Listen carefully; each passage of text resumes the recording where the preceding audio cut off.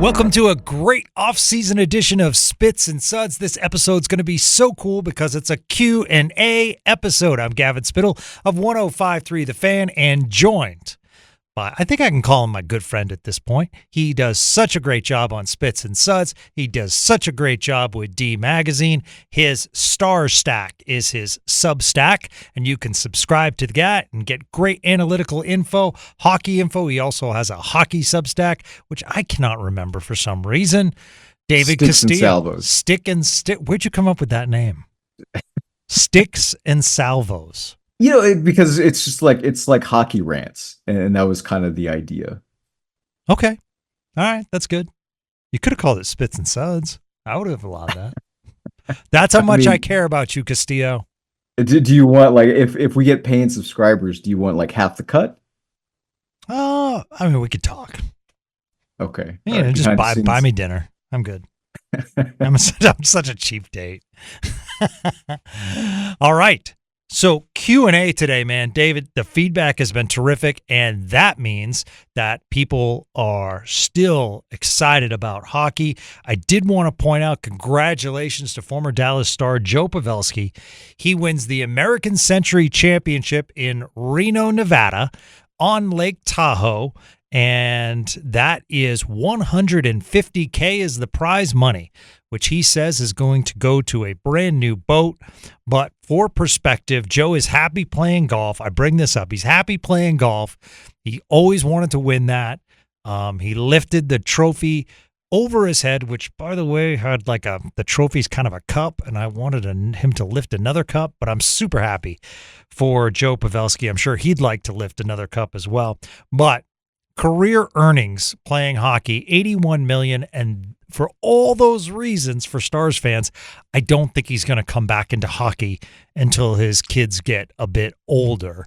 I'm just really happy for Joe. I mean, he looks great. Obviously playing a just very good at golf. So I just thought I won't throw that tidbit in there. So I'm only here for hockey. You don't want to start talking golf and Joe Pavelski. I've got nothing to say to you, Gavin. And I know that makes me sound like a Grinch. It's a total Grinch. This is off to a flying start. All right, here we go. At Miro Heiskanen says, with the blackout jerseys gone this year, what third jersey / sweater should the Stars adopt? It'll probably be the second reverse retros, but I'm hoping for the Mutterus jersey. The Mutterus jersey is that jersey that the Stars, wow, that was a long time ago. And basically it connected the Stars to a bull. And I think it lasted one season, maybe two. Because they got the message from audiences around the world. I mean, it was a bad idea. It does have a cult following, David, but me personally, I am not a Mutterus fan. It was not my favorite sweater. I will tell you what is my favorite sweater that I think they should bring back, because we do have some sweater questions in this. I think they should adopt, and I'll say re-adopt, the Winter Classic jersey. I think they should bring that back as the third jersey. It's you talk about we're off to such a rocky start. Like, this is another thing. Like, when I'm a tough sell when it comes to jerseys. And so for me, like, you'd be hard pressed to think of a jersey that's like actively good / like aesthetically pleasing / elegant / artwork. Right. And I don't think hockey really has that. Like, maybe like Detroit kind of like, as much as I don't like the Red Wings, I think Detroit, has a pretty like solid jersey, but I'm not the person to be asking questions about like jerseys, because again, like I don't, for the most part, I think it was Mike Palucci, my editor, that kind of described the Stars logo best as like, like a turkey sandwich. It's okay. Relatively pretty milquetoast, nothing truly special, nothing offensive, unlike the Mutterus, which I think is fine. But again, I fully admit that my love for the Mutterus is ironic. So not the greatest sell. All right. That's my thing. I say bring back the Winter Classic. I love that jersey. I think it was awesome. All right, Clarax Barton. Which Texas Stars have a real chance at making the Dallas roster? My opinion, Justin Ritzkovian would be first. What about you, David? Can I say Blue Mel? Oh, that's right. Oh We no, man. yeah. That's which one? Okay, okay. Like, oh man, I am just like off to an extremely negative start. I apologize. I honestly don't think Ritzkovian is the guy that, and it's not has nothing to do with the player. I just think in terms of fit, like I think a player like Huru would probably kind of make more sense just because for a bottom six role, he's a player that kind of, has more slightly more offensive pop just because I think he has a better shot. I don't think he's better offensively per se than Ritzkovian, but also adds the size that I guess is like in vogue for some completely illogical reason. But I would say Huru is kind of up there, and I just think that the players that have the highest ceilings, like Strangis, like Antonio Strangis and Cole Lind, are also the players that are least likely to get time. So like I think Ritzkovian is the obvious candidate, but I also don't think he has a real spot in the Stars lineup. We're also thinking at this point that Petrovic will be the seventh defenseman, but I mean, you never know. So if Petrovic did start the year at Texas, I would say that he would be top of the list as far as the first call up. But I'm guessing he will be the seventh defenseman, David, at this point with the Dumba trade. I wrote about Kolyachonok at the Star Stack, and listen, don't be surprised if he's like a real. I don't want to gas him up as like a legit prospect because I don't think he is. However, I do think he's going to be a serious consideration just because, he's not a small guy and he's a lot more mobile than someone like Lundqvist. So, I mean, if Gulletson is looking at like, if he wants offense, but here's a guy that kind of, has the profile for offense and can play on his offside. Yes, he's a left shot defender, but add size. I could absolutely see him like being considered over someone like Lundqvist, who I don't think is a shoe in to make the line. I think he will, but I don't think it's that obvious. Colonel Milo says, on a GM scale of following a plan to desperate riverboat gambler, where do you see Jim Nill at this point in his career? I don't look at Jim Nill as a desperate riverboat gambler. I think he's followed a plan. I think specifically there's a lot more stability within the Stars organization, top to bottom. I think he's done a good job as far as building. I think not all the draft picks have panned out, but a lot certainly have, specifically in the top round. So I think he has a plan, and he's getting as close as he can get without actually getting into the Stanley Cup Finals, obviously. Well, I think what people are kind of responding to here is not so much, whether or not answering the question whether or not Jim Nill is like, like truly GM of the year, which to me is the equivalent of the Oscars. Like, it's not, I mean, it's certainly nice for him. I'm not saying it's not well earned, just that in terms of like building a team that, has a real chance at a cup, I think for the most part, people are kind of responding to the fact that, well, they didn't exactly get better. And so it's hard to envision a world where, this is a team that can beat an Edmonton or a Florida. And so, yeah, I'm not really sure. I think Jim Nill has an excellent record, but he also has a lot of weaknesses. I don't know if we'll like kind of cover. I feel like there's another question that kind of addresses this, but he has some blind spots, and I think pro scouting is the big one. I would say this too about Jim Nill, and I don't know if this is the case, but I wouldn't necessarily. I feel as though I'm trying to think of the best way to put this. I feel as though maybe that there's too much emphasis on our guys can do it rather than pulling that trigger and making the tough decision to let some stars that you might be a fan of to get you over the top. Does that make sense? No, exactly. And I'm 100% with you on that. And it's kind of one of the reasons why, I think, pro scouting deserves a lot of emphasis. simply because, you look at a lot of the, contenders, a lot of, like even a team like Florida, and even beyond Florida, like Vegas, Tampa, etc. A lot of their roster has been built through trades and being able to find like low profile, high value players that have just kind of fit seamlessly in the lineup. And yeah, when you talk about like our guys, that kind of sense of loyalty that Jim Nill has that, makes Dallas an attractive destination, but also has kind of set them back in many ways. Not like set them back per se, but just like hasn't allowed them to really kind of find that edge. And that's simply, going for what's familiar, guys with resumes, as opposed to, finding that next Arturi Lehkonen or Evan Rodriguez. And that's just something they don't have, or Jim Nill doesn't have in his back pocket. I mean, I was going through all of the defensemen that Dallas has traded for or signed.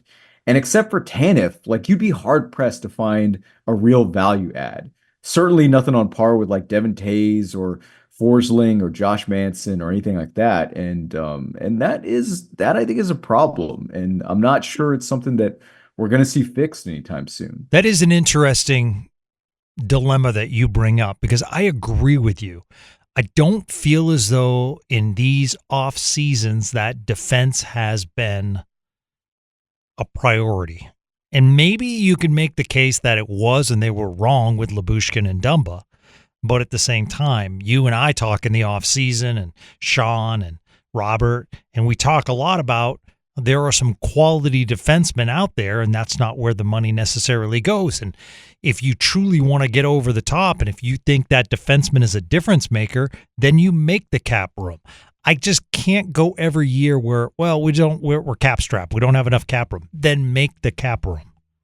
Make the tough decision and trade someone away so you can free up the cap space so you can make those decisions as far as acquiring players that you feel, although tough, will take you over the top. Ben Pereira, who do you think will be our left wings to start the season? Will Gulletson want to stick with having Hintz, Johnston, and Duchesne at center, or maybe give one a role on the wing, given Jamie's probably not going to give you amazing production with middle 6 minutes? Okay, a lot to take in there. Left wings to start the season. David, I have Robertson, Duchesne, Ben, Beck. Left wing or center? I have left wing. Duchesne at left wing? I mean, that's if you're going to put Johnston with Duchesne, who plays left wing? I don't, that's so I think there's an interesting, and this is where like Gulletson is like the ultimate X factor, right? Which is that one of the things that was just not discussed throughout the season, in the playoffs, and even after the fact, right? We're sort of getting all this like white noise about like toughness and size and yada yada, even though Florida is like an average sized team, by the way, and not enough said about the fact that Dallas struggled to find lines with chemistry. Like, I mean, I don't know how we forgot the fact that like for the bulk of the regular season, right, Hintz and Robertson did not have a complementary forward. It was something they struggled with in the absence of Joe Pavelski, and the only line that really had chemistry in terms of like the underlying numbers and also production was of course the Duchesne, Marchment, Sagan line, and they were only around for a little bit because of Sagan injuries. So this is where like I don't think there's an easy answer because we don't.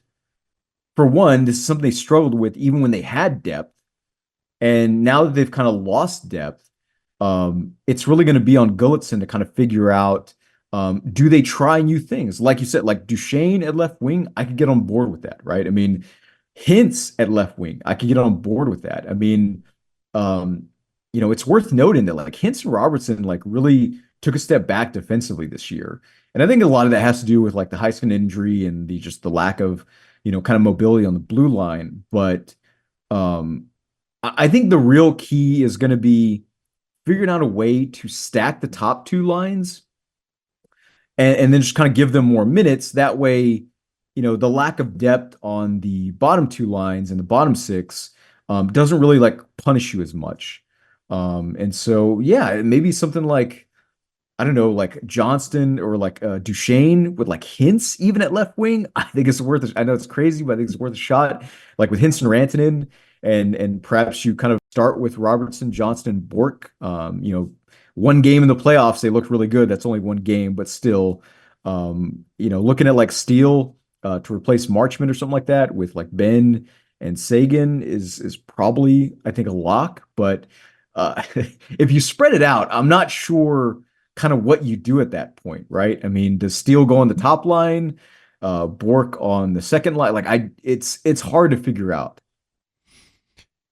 So Ben goes on. Here's what his lines would be: Robo, Hintz, Sagan, Duchesne, Johnston, Rantanen, Ritzkovian, Steele, Bork, Ben, Foxa, Blackwell. And I'm just trying to think who he's forgetting. Oscar back. Oh, yeah, good one. which I'm fine with. Like I don't think but it's just I think what you're more likely to see, however, is Oscar Beck with Radek Fax and Colin Blackwell. That's going to be your fourth line. I think that's like solid. I don't it's definitely not a lineup that's going to win you a Stanley Cup, but right. For what it is, it's good. I mean, is that faint praise? I don't know. Yeah. Parker Allen asks, the cap is projected to go up almost $9 million every year, $88 million last year to $114 2 years from now. Cap dumping your great 26-year-old for futures is illogical and a lack of the new cap math understanding. Hockey trade to make the current team better as well. Sure. Okay. So I'm assuming that's a reference to Jason Robertson. Yes. Yeah. Well, I mean, I don't know. Do we want to have the Robertson discussion now? Well, I think Robertson's a really good player. I mean, it depends. Like, who am I getting in return? So okay, so any Robertson discussion needs to kind of like just accept the fact that whatever forward you're getting back in return is not going to be as good, right? So you're gonna downgrade your forward lineup, which you kind of just have to accept. I think the question after that is like, well, is there a world in which a trade still gives you value in proportion to value lost? And I would say, you look at the Tkachuk, like, how would the NHL world view the Tkachuk trade if Calgary had managed to keep Gaudreau, rest in peace, as well as Elias Lindholm? And I think in that context, like, I don't think Calgary looks as bad to people, and I don't think the optics look as bad if they are still competitively built. They lost everything. Like, that's why Huberdeau and Weegar weren't enough. Yes, obviously, Tkachuk was a great value add for Florida. We all know that. But I think the Calgary side is kind of like under discussed in terms of what could have been if they didn't lose everything else. And so, like, this is not a realistic trade at all. However, as a template, I think if Dallas were to do, like, again, we've heard like Jeff Merrick with the kind of rumors about like Anaheim maybe being in on this. Again, just rumors. It's not, I don't see it happening. But if, say, Dallas traded for, Jackson Lacombe and Cutter Gauthier for Jason Robertson, I'm in on that. Like, I'm kind of sold. Now, Lacombe like makes zero sense like as a left shot defenseman, but also like I don't care. Put Lindell on the right hand side. He can't break the puck out anyways. And so I think there's an example where like, yeah, I think even though you downgrade at the forward position, I think broadly speaking, you upgrade in total and get in like to me, Lacombe is like basically like on a competitive team, he's like the next Gustav Forsling as far as I'm concerned. Yeah, like, that would be I'm a big Lacombe guy. A great ad. I think at that point it's just like, well, what are you really getting with Cutter Gauthier? What is his ceiling? I think he still has a lot of untapped potential. I love him as a player. But something like that, again, as a template, I think can absolutely work. Or maybe Lacombe and Mason McTavish. Yeah, I mean, well, the only thing with McTavish is that he is an RFA, right? So you're gonna have to pay him like a decent chunk. I think Evolving Hockey's projections have him at like 6.7 or 6.9 million or something like that. So Dallas would kind of still have to find a way to make the cap work. But Or maybe actually they wouldn't. What am I talking about? Yeah, because You traded Lacombe is on Robertson. like a yeah. It's so Lacomb's just um, under 900,000, I believe. yeah, and then he's an RFA next year. Yeah. So yeah, that could absolutely work. But but again, it's like, well, is that realistic for like Anaheim?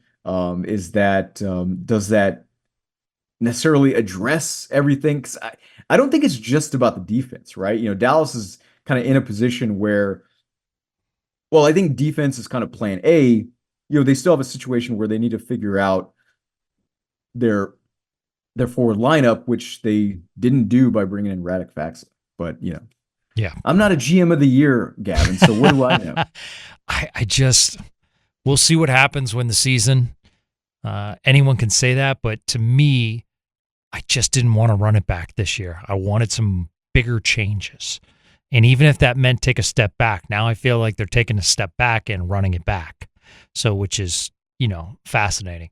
Dylan Moreland, sorry, new glasses needed. Would the Stars be better with Stankoven and Marner and 2 firsts the next 2 years than they are today? The only thing, Dylan, is you're betting on Mitch Marner wanting to come here. Whether there was interest or not, we will never know. But I have to see Mikko Rantanen this year and next year to see about what you're talking about. The other thing I'll add is that Logan Stankoven is built, to me, for that Carolina offense. Yeah, it's my God, it's such a loaded question. I mean, like I know the first thing that people are going to bring up is like, well, Marner, he's a playoff choker. He's got 63 points and what is it, like 70 playoff games, which is not bad, like, in total. But obviously the big thing is the game sevens, the elimination games and things like that. Whereas Rantanen is the total opposite. Like, I feel like any sort of assessment of Marner in that way is a little lazy. It's not to say I don't think it's true, just a little lazy in terms of Marner has been part of a team, excuse me, part of a team that really like has just had the wrong mix. Like the problem with Toronto is namely that their core was the opposite of diverse. It was like homogenized and it was like nothing but scoring forwards. And so naturally, when you have that, there's going to be like some miscommunication in terms of like who should be the shooter, who should be the passer. And, it's much easier to defend if like the only way to attack is just, to kind of spam kind of the same goal, which is, forwards who can try to, score however effectively, right? However dynamic they are. And so the one thing I will say in defense of Marner is that, yeah, sure, the playoff label is kind of more or less justified, um, but this is a player that is very, very good defensively. Rantanen is the total opposite. I realize, like he had some really good workmanlike shifts in the playoffs, but that's never been his profile, and it wasn't in the playoffs either. The top line, for as much credit as they got for what they were able to do offensively, they did give up a lot defensively. I don't think enough is kind of talked. I don't think people talk about that enough, um, but nonetheless, like I can see a world where that like makes sense and it works, but I think at this point it's just I'm kind of lost in terms of Jim Nill's vision where you give up those assets and now there are questions about whether or not Robertson fits to get older and you get a playoff performer, but I think it's reasonable to ask like, well, if you're bringing in an older player like Rantanen, granted, I'm not talking about him like he's like past his prime or anything like that. Of course he's not. But what does that do to your window? Like, does that mean you should be more aggressively all in within the next 3 years or what? Like that's where I'm kind of lost as to, what the vision was, or if they just felt like, hey, players like this don't become available, we need to make this move. I'm not sure, man. Like I think I'm the honestly, second half, I think you're right. I don't think like they went around that time and said, what about Mikko Rantanen? That's our game plan. I think it heated up when the talk was out there. and the Stars got involved. But I also Yeah. I also think, David, like, that's why I'm saying we need to wait and see. You get a guy that played in 4 different systems last year and was really, really good under the circumstances. Clearly, he's going to have a regular place to stay in Dallas now. He's got a whole entire offseason. He's got an entire training camp to get used to lines, to get used to teammates. I'm interested and excited to see Mikko Rantanen this year and see what he can do. I just don't buy what people were saying, and this is kind of like a outdated Colorado argument from people that are Avs fans, that Nathan McKinnon made Mikko Rantanen. I just don't buy that anymore. One thing I will kind of push back on real quick is that I know that, theoretically, right, more time, just making himself at home, more time with the team is an argument in his favor. But I'm like, are we expecting like more out of Rantanen? Because I would say like within the limited time he had, was pretty darn good. I mean, especially in the playoffs. Yes. Like, are we expecting him to be better than that? I don't see. I don't really see a world where he's, maybe he's as good, but I don't necessarily. Maybe that explains why he kind of trailed off in the Edmonton series. But kind of like I would not expect him to do what he did this year, next year. Yeah, I just love his competitive nature as well. Dallas Stars stats. Do you think moving Hintz to left wing is a feasible option to balance the top 6, assuming they don't sign someone like Olofsson? So his thoughts are 24, 53, and 96, Hintz, Johnston, Rantanen, and 21, 95, 91. 14, 18, 22, and 10, 12, and 15. I feel like I'm on a bingo card right now. I don't think that's crazy at all, man. It's one of the observations that it kind of has never left me when I interviewed Jack Hahn for the Star Stack. I think it was like last year or something like that. And he had kind of made that observation about like kind of how unique Hintz is in terms of, despite being a center, a lot of his attacks tend to be in the left wing lane. And so you look at a player like Matt Duchene, right? And this is a player that had only broken, first 11 seasons, he had only broken the 70-point barrier once. In the last 5 seasons, he's broken the 80-point barrier twice, which of course is amazing. And that's a credit to him. But it started with him being tried in Nashville at right wing.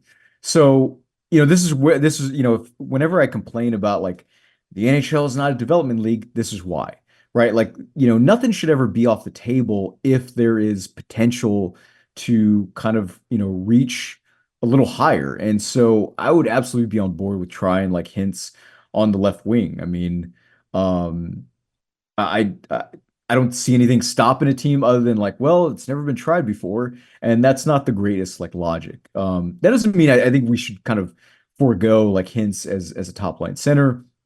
I think there are other ways to kind of make it work, but I do think I do think it's a worthwhile like experiment. Our friend Husky says, who or what is the one thing that the Stars need to see improvement from to finally get over the hump and crown themselves champs of the NHL? I've said it before. It's something that I wrote about at Sticks and Salvos, where I cover the NHL at large, which is pro scouting. It's the thing that really distinguishes Florida from other teams. Kind of talked about it earlier before. Find those like low profile, high value players. For all the talk about like, oh, Kachuk and Seth Jones and Brad Marchand, like, let's not forget, like Florida, they won as a team. They won by bringing in players that weren't, exactly like heralded, right, before they came in, that don't fit into this stereotype of like big, mean, and nasty. And of course, I'm talking about players like Carter Verhaeghe, Evan Rodriguez, Lusterinen. That's the kind of thing. That's the kind of thing that Dallas needs to find. It's the kind of thing that Dallas needs to get better at if they're going to be competitively built. Not overpaying on depth, right? And I realize not everyone needs to do things the same way. Like if Dallas is a team that just kind of wants to trust their draft and win with the players that they drafted and accentuate, in the margins elsewhere, I think that's completely reasonable. And it kind of, I think if you look at cup winners, right, there's always something unique about their path to the cup, something that really makes them different from other teams. And I think that's where Dallas stands out. And I think a credit to them. But man, you cannot be like, it's one thing to maybe not find value in the pro scouting process. It's another to just straight up subtract value to your team. Like Cody Cece's, like the Matt Dumba's, like the Radek Faxes, even though, it's not like a huge deal. I'm not gonna, I'm not gonna keep harping on this, but that to me is the big thing. And so that's why they haven't, been able to make these kind of these hockey trades to get better where they need to, or to kind of upgrade that at positions that were already strong that make them even better. You look at what Carolina did with Keandre Miller. Like that's exactly the kind of trade that I think would really kind of level up Dallas. But it's not part of their DNA, and I feel like we just kind of have to accept it. Yeah. Bolts breakdown. I just want to know what you think about Robo getting moved. Bolts, we've talked about that a bunch. Got to clear out cap space. Is he expendable? I think at this point, if a deal's on the table and it's a really good deal, then obviously they'll look at it. But it is interesting, David, how many $8 to $12 million players you can have on your squad without really feeling it on the back half.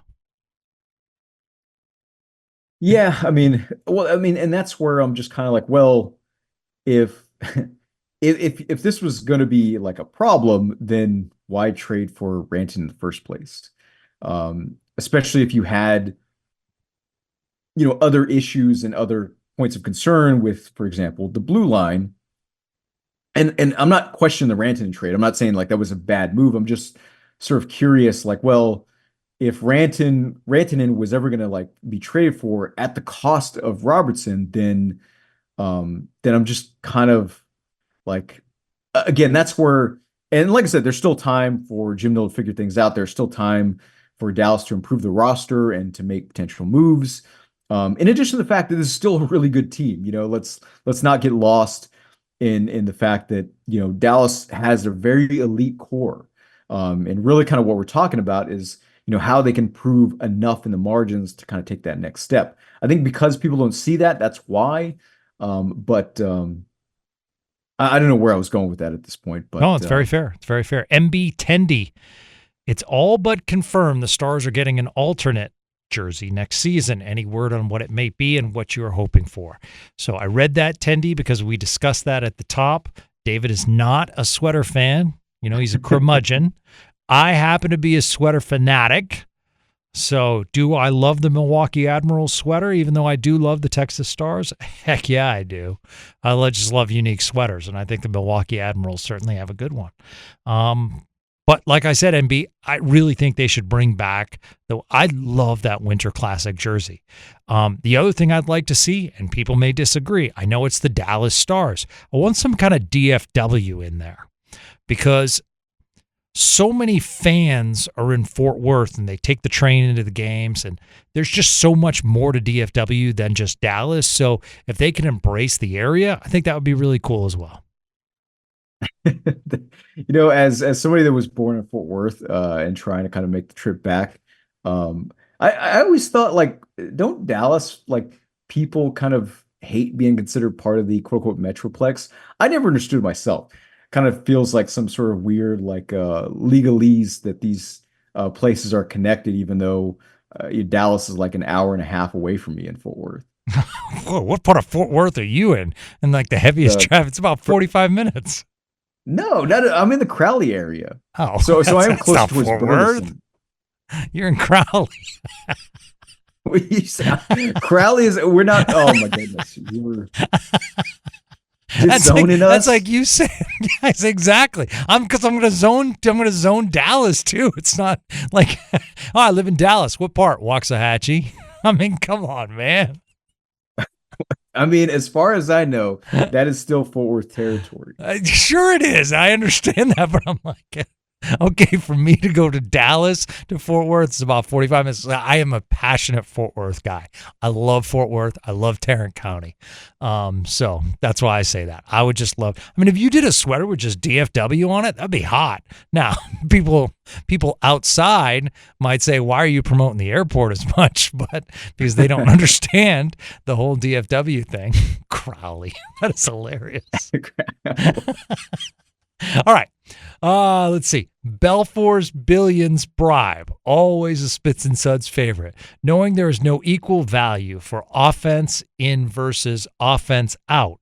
Is there a Robertson trade that still overall helps this team by bringing in a true top 4 defenseman and at least a young middle 6 winger to fill the role on the left with maybe a good prospect too? Now, Sean on Friday's podcast did bring up a good point and asked me and said, Gavin, if a Jason Robertson trade came to fruition, who's your starting left winger? And really one of your top natural left wings, David, is Jamie Benn. And that's an issue because all the rest would be moving over to the left wing. Now, I agree with you. Let's see what Gulletson has as far as versatility, but the true left wing, you really do have Robertson and you have Jamie Benn. Yeah, it's something that's kind of why I didn't understand kind of. Listen, I'm not going to make a big deal about like a 14th forward, going to Boston and Blumel, but kind of one of the things that like I was just kind of, hey, here's probably the only Texas Star forward that actually could play that you could plug into the bottom 6 and who might have potential to kind of play higher up in the lineup. So that's where like, yeah, you're right. Like, what does Dallas have at left wing? Nothing. They have nothing. And that's probably why this Robertson trade stuff is all just a bunch of kind of smoke and mirrors because, well, there's no realistic scenario where Dallas adds, a real NHL, kind of a real NHL quality value add that's, kind of not a prospect. And obviously Jamie Benn in the top 6, is it something they could end up doing? Yeah, sure. But is it going to make the team better by having a player like that in the top 6? No. I mean, and I think Ben is really good for what he is at this point in his career. Like, I think not enough credit goes to what Ben has. I mean, this is somebody that actively went to Dallas's skating coach, Luke Chilcote, who's fantastic, by the way. Got an interview with him at the Star Stack. Great conversation, really knows the game. And that was like a big part of Ben developing later on in his career and actually kind of maintain. I mean, look at someone like Milan Lucic and how he, aged out of the game. It really puts into perspective like the work Ben has put in to kind of really stay relevant and stay productive, given his profile. But there's no question that like this is not a player that's ideal in your top 6. I mean, to me, the biggest issue with Ben is that, like, well, defensively, he's quite poor and has been for several years, and his passing just isn't what it used to be. I mean, in fact, I would say it's like actively bad at times. One of the reasons why he got taken off the top power play unit. Yeah, I think that's a really good point. So, David, we have so many questions, so we're going to split this into 2 parts. So we're going to say goodbye for now, but then we will release part 2 because you guys have so many awesome questions. And then we'll have part 2 of Q&A. And this has been absolutely amazing. David, where can people find you? Sorry, I had to take myself off mute. Well, yeah, all the usual. So D Magazine, I don't really have anything planned for now, but I'm sure Mike will reach out to me. And we'll kind of do some sort of broad look at, sort of what Dallas can do to kind of improve the team and really kind of get into the weeds of kind of what that might look like. Cause I know that those are a lot of questions as well.